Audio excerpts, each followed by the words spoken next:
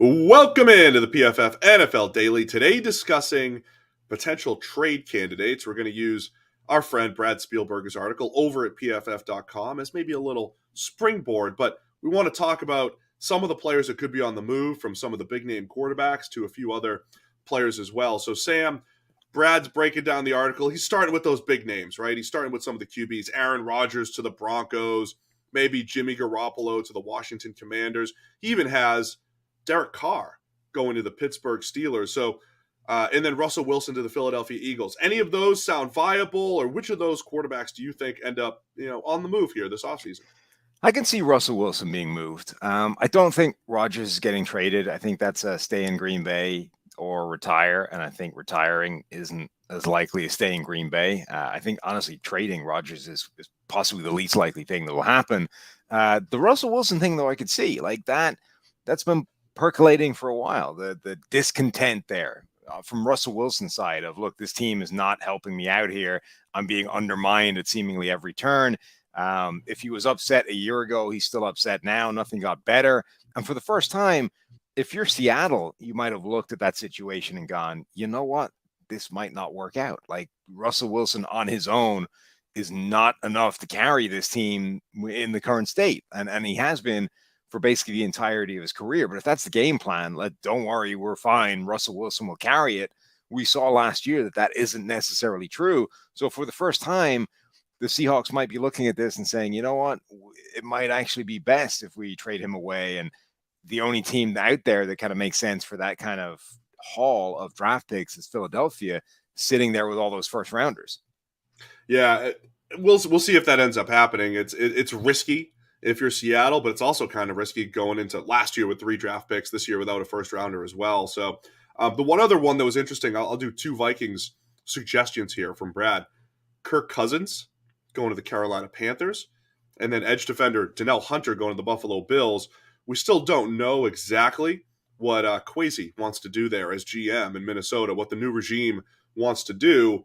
Do they want to go in, blow it up, and take all their assets and get as much draft capital as possible and start from scratch? Or do you try to, run it back with Cousins for a year? I think both trades might make sense. The Panthers proved that they're really desperate at quarterback, and they're in a different spot, right? We have a whole new regime in Minnesota, ability to start fresh. Carolina's into year 3 with Matt Rule.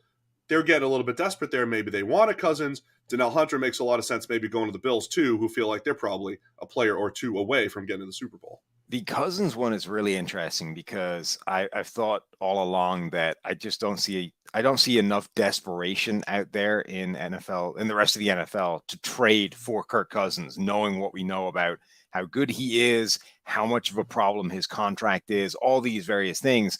But the one caveat to that has been, except Carolina, because they're really desperate, right? And unlike a couple of the other teams that might have a similar level of desperation, Carolina are still on the old regime, and they're probably fighting for their jobs this year, right? If Carolina doesn't figure out what they're doing at quarterback and fix the mistakes from a year ago, i.e.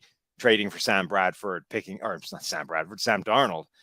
picking up his 5th-year option, the disaster that was, the whole rerun, everything they did last year essentially was a mess. So unless they figure out a way of fixing that this offseason, everybody there might be getting fired, right? So they're the one team that might be desperate enough to say, okay, Kirk Cousins, whatever he is, whatever his limitations, is a monstrous upgrade over Sam Darnold, and we'll take the pain. We'll take whatever it costs in terms of a trade. We'll take whatever it costs in terms of eating that contract. Let's just get something done, and Cousins can propel this team to like 8 or 9 wins. And if we make the playoffs, maybe everybody stays here for another year. And that's the similar conversation we've had with Derek Carr, right? So again, in this article, Brad's saying, hey, maybe it's the Pittsburgh Steelers that would trade for Derek Carr. It's similar, right? Cousins, you got a whole new head coach, new GM. Raiders, new head coach, new GM. Do you take advantage of the rest of the league's desperation with a quarterback who is good, is above average, but is like right on that cusp, right on that cutoff? We've had these conversations before, so maybe the Raiders are in that mix as well. The difference, though, is I think a new regime has an easier time of talking themselves into Derek Carr than they do Kirk Cousins. Even though Cousins is the guy with the higher PFF grade, right? This season, Cousins had a higher PFF grade. I think the season before it was higher as well.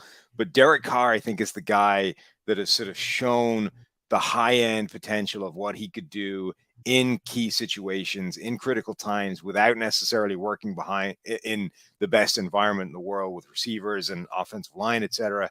Like, I could see sneeze. Get there. We don't have cough buttons. There it is.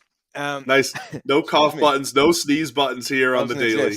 I could see, McDaniels coming in and talking himself into Derek Carr having that ceiling and being able to take this team where it needs to go. I'm less sure a team can convince themselves that Cousins has that in him. Take a sneeze break if you need it. Hoops fans, the latest offer from DraftKings Sportsbook, an official sports betting partner of the NBA. It's too good to pass up. New customers can bet just $1 on any team and get $150 in free bets if they win. It's that simple. If Sportsbook isn't yet available in your state, you can still take a shot at a big payday. Everyone can play for huge cash prizes with DraftKings daily fantasy basketball contests. And DraftKings is giving all new customers a free shot at millions of dollars in total prizes with their first deposit. So download the DraftKings Sportsbook app now. Use promo code PFF. Bet just $1 on any NBA team and get $150 in free bets if they win. It's promo code PFF at DraftKings Sportsbook, an official sports betting partner of the NBA. Must be 21 or older. Minimum age and location requirements vary by jurisdiction. See DraftKings.com/sportsbook for a full list of requirements and state-specific responsible gaming resources. Gambling problem? Call 1-800-GAMBLER. A few of the receivers that are on the trading block that, again, I think some teams should absolutely be calling about. You have Amari Cooper rumored to maybe be out with the Dallas Cowboys. Calvin Ridley coming off a year where he sat out for his personal mental health reasons, I believe, for the Atlanta Falcons. Probably going to be on the move as well. And then Brandon Cooks on the move again. That's what he does. He just bounces around the league. But three extremely productive receivers. From Brad's perspective, he just put, hey, Amari Cooper to the Jacksonville Jaguars, Calvin Ridley to the New England Patriots, Brandon Cooks to the Las Vegas Raiders. I like some of those fits. I think the Arizona Cardinals could be in that mix for one of these players. Maybe Cooks as a deep threat with DeAndre Hopkins. What do you think of these receivers potentially being on the trading block?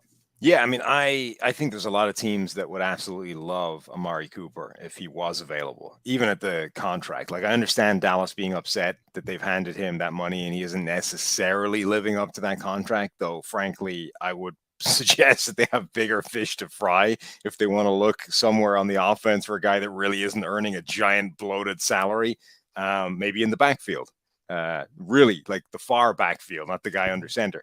You mean Zeke? I do, yeah. Okay.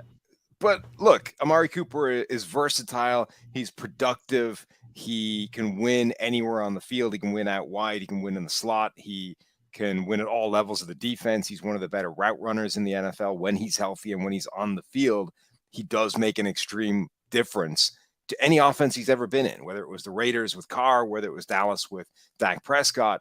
And, there's plenty of teams out there who don't have that right now, who, need a receiver for their young quarterback, whether it's Trevor Lawrence, whether it's Zach Wilson. Those guys need that type of number one talented receiver. Scouts sneaking up on you over there. Yeah, I mean, with Calvin Ridley, too, I like his fit with the New England Patriots. We talked about during our team needs breakdown, when we fixed the Patriots in 5 minutes like we did with the AFC East teams. We said, look, receiver one might be that big thing. Is Ridley a true number one? We haven't really seen top-end production from him without Julio Jones, but I do think, do the Patriots really need a one? Or is it just the way you described Amari Cooper? A lot of the same stuff applies to Calvin Ridley. Good route runner, gets open, he's explosive. He's going to add a lot potentially to a New England offense if he's available there.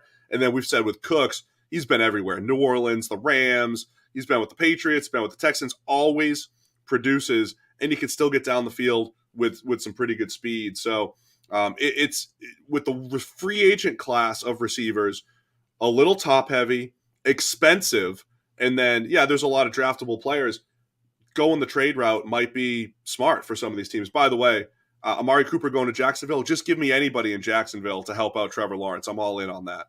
Yeah, absolutely. I mean, that I think is a perfect fit there. I really like the Ridley to New England fit. I think that's a really nice one. And then Brandon Cooks is just this like number one wide receiver for hire. Like, for whatever reason, teams in the NFL are not keeping this guy around long term he's just bouncing from team to team to team. Maybe it's a case of the kind of person he is to work with. I don't know, but whatever it is, he produces anywhere. So if you're a team that maybe just needs a guy for a year or two, just needs an immediate fix at a position, but potentially has somebody that they want to develop or is going to draft somebody and just wants that immediate fix, like Brandon Cooks is the guy that can come in right now, make that immediate impact on that position, and then you can move on in a couple of years' time.